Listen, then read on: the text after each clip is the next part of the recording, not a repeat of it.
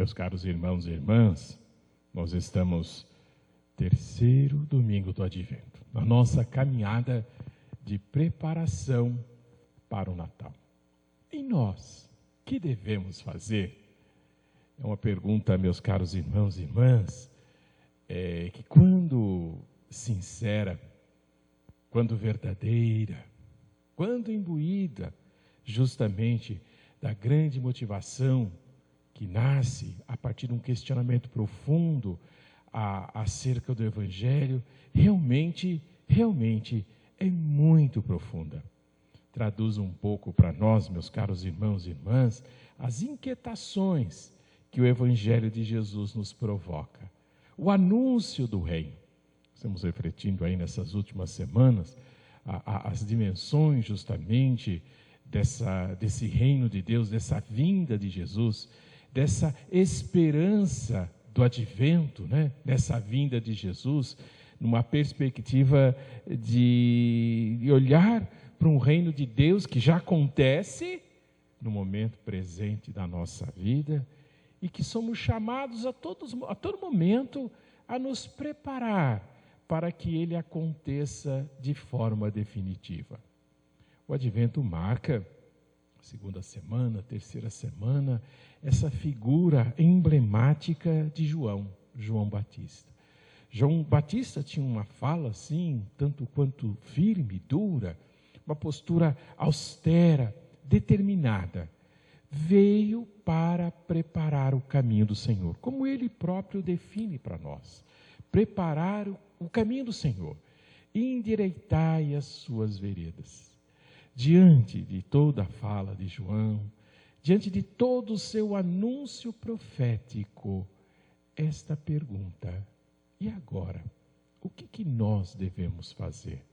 João dizia da necessidade da conversão, a necessidade de reconhecer-se, meus caros irmãos e irmãs, como parte desse reino que já acontece no momento presente de nossas vidas. E uma vez reconhecendo isso, a consciência clara que há algo que precisa ser feito. E eu? O que eu posso fazer? Perguntamos no plural. E nós? Por que no plural? Porque nós somos uma comunidade. Somos povo de Deus. Somos a igreja. A igreja de Jesus Cristo que caminha nesse mundo para viver o reino, para esperá-lo na sua forma definitiva. As respostas de João, o grupo aqui, os três na verdade, que fazem essa pergunta para João, são muito significativos e dão um tom para as nossas vidas. Primeiro diz assim: as multidões, depois os cobradores de impostos e, por fim, os soldados. Parece até que não tem uma ligação entre essas três perspectivas, mas elas nos dizem muito, meus caros irmãos. Nos dizem muito justamente desse projeto, nessa postura de acreditar que o reino de Deus acontece, o reino de Deus está próximo de nós, o reino de Deus nós alcançamos no futuro, de forma definitiva, no final dos tempos, na plenitude da glória de Deus. As multidões, e nós, que devemos fazer? A resposta de João é uma resposta absolutamente objetiva, concreta. E é interessante, meus caros irmãos e irmãs, que nessas respostas, elas abarcam situações que nos diz respeito diretamente ao nosso cotidiano, a nossa postura, a nossa maneira de ser. João responde assim: olha, quem tiver 2 túnicas, dê uma a quem não tem. Quem tiver comida, faça o mesmo. Ou seja, partilhe. Aprenda a repartir, aprenda a partilhar com os que não têm, com aquilo que você tem, além daquilo que você precisa, ou mesmo sabendo dividir até aquilo que você precisa. No dia de Imaculada Conceição, semana passada, nós refletimos. Eu partia lá das leituras, daquela definição de Santo Agostinho sobre o pecado original.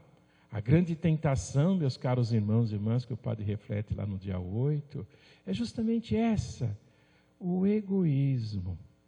Em nome de tudo aquilo que nós precisamos, de fato, temos muitas necessidades que são naturais, comer, se vestir, morar, se deslocar, mas às vezes em nome dessas necessidades, nós às vezes vamos exacerbando, fechamos em nós mesmos, não conseguimos repartir, não conseguimos partilhar. E nós, que devemos fazer? Reparta, divida. O grande conselho de João aí para as multidões, né? Não podemos nos fechar em nós mesmos. Aprender a partilhar. Depois, diz aí o texto, os cobradores de impostos. Cobradores de impostos, meus caros irmãos e irmãs, era uma função, digamos assim, talvez desejada por muitos, por causa das possibilidades, digamos assim, seria os grandes empregos da época, né? As grandes possibilidades de ocupação. O cobrador de imposto é como se ele fosse assim, ele tivesse uma concessão. Então ele tinha uma região, um grupo que ele podia cobrar os impostos e ele tinha que entregar um X valor para o Império Romano. O que ele conseguisse a mais era dele. Por isso que talvez ser tão cobiçado, ao mesmo tempo tão detestado. Para o povo de Israel, o cobrador de imposto era um traidor, porque era do seu próprio povo. E não tinha como escapar dele, porque ele conhecia exatamente o que você tinha, às vezes morava na tua rua. E por conta disso, e por ser odiado, às vezes, muitos acabavam exorbitando, porque ele sabia que quanto mais ele conseguisse, às vezes até com extorsão, com ameaça, era dele. Aí a resposta de João, olha, cobre aquilo que foi, não cobre a mais daquilo que foi estabelecido, daquilo que é justo, daquilo que é esperado. Qual que é então a resposta de João? Seja justo, seja correto, haja de forma retamente. Aquilo que é certo, aquilo que é seu, aquilo que não é seu, não é seu, aquilo que é errado, é errado para você, é errado para os outros.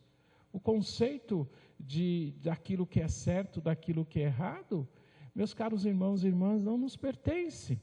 O grande risco, como dizia lá do pecado original, conhecer o fruto da árvore do bem e do mal, ou seja, eu decidi, não Deus, não a igreja, não o evangelho, não o mundo, não as leis, eu decido, eu vou acabar decidindo segundo a minha conveniência. Seja justo, seja correto, haja retamente. O terceiro grupo também é muito significativo, os soldados. Soldados eram os soldados do Império Romano. Se dizia que na história ganhava-se mal, às vezes não era reconhecido. E é muito interessante a gente avaliar na história, por exemplo, como é que funcionava uma legião romana, né? Que era o grande destacamento militar poderoso. O soldado participante dessa legião romana, né? Ele participava dos saques. Fazia parte da sua remuneração, quando se fazia um cerco com o povo inimigo, e que se derrotava esse povo inimigo, se saqueava. Os povos antigos eram assim. E o soldado tinha parte dele nesse saque. Então, digamos assim, saquear pessoas fazia parte aí da regra, da maneira correta, completava o de fato e compensava os salários baixos. E é lógico, em tempos em que o soldado está ali como dominador, ou representando o dominador, criar situações, até provocar rebeliões para ter a desculpa e a forma, digamos, de tirar a força daquilo que se tem, usando inclusive as armas, a posição militar e tudo mais. Qual que é o conselho de João? Olha, vocês precisam ficar satisfeitos com o salário. Ou seja, meus caros irmãos e irmãs, a grande palavra aqui, nós devemos aprender a nos bastar. Interessante, meus caros irmãos e irmãs, no tempo de hoje, até um pouco pela dinâmica do funcionamento do mundo, né? Até pela dinâmica de as pessoas estarem sempre buscando, sempre querendo mais. Toda a nossa volta nos estimula que o melhor é o último modelo de algo. O que vai trazer a felicidade é seguir a última tendência aí da moda. Olha, as melhores comidas são feitas pelos chefes, não sei das quantas, que fazem aqueles pratos decorados. E por conta disso, por todas essas motivações, até pela publicidade, a gente parece que fica sempre insatisfeito. Parece que aquilo que a gente tem não é suficiente. Aquilo que nós conseguimos é pouco.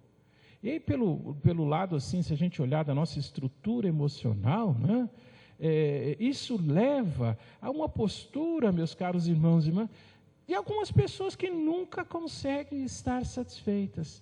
Parece que tudo é pouco. Parece que nada é suficiente. E aí João diz, olha, aprenda a se bastar. Aprenda a se bastar nos seus relacionamentos com as outras pessoas. Espere da pessoa aquilo que ela pode te dar, não aquilo que você acha que você tem direito, que ela é obrigada a te dar. Espere da vida, justamente, aquilo que está ao alcance. Quando nós não conseguimos fazer isso, ficaremos eternamente insatisfeitos. Basta, se bastar. E nós, que devemos fazer? Partilhe. Seja justo. Aprenda a ser feliz com aquilo que lhe é possível, com aquilo que se tem. Ser feliz. É a grande palavra, alegrar-se. É a grande palavra da mensagem do terceiro domingo do Advento. Mas alegrar-se por quê? Alegrar-se porque nós somos cristãos. Alegrar-se porque o reino de Deus acontece na nossa vida. Dizia semana passada justamente isso. O primeiro passo é o acreditar. Quando tudo está dando errado e nós acreditamos que vai continuar dando errado, nós não temos força para mudar nada. E se a palavra de João, semana passada, era pela conversão, a conversão começa com a consciência da necessidade da minha mudança, da minha transformação, no meu aprender a partilhar, no meu aprender a ser justo, no meu aprender a me contentar, a me bastar. Alegrai-vos, diz a primeira leitura, alegrai-vos, diz São Paulo também. E alegria, meus caros irmãos e irmãs, da consciência de que Deus está conosco. Da consciência que o reino de Deus acontece em nossas vidas. Esperar o Messias numa motivação de preparação para o Natal. Ter presente essa chegada do Messias que faremos memória dentro de uns dias, ela já aconteceu e continua acontecendo. Ele já está presente, ele já está no meio de nós.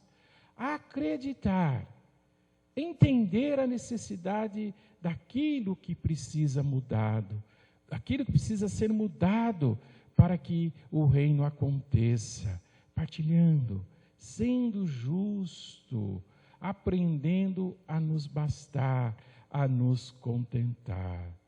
João, uma pessoa tão enfática, que alguns até chegaram a pensar que ele era o Messias.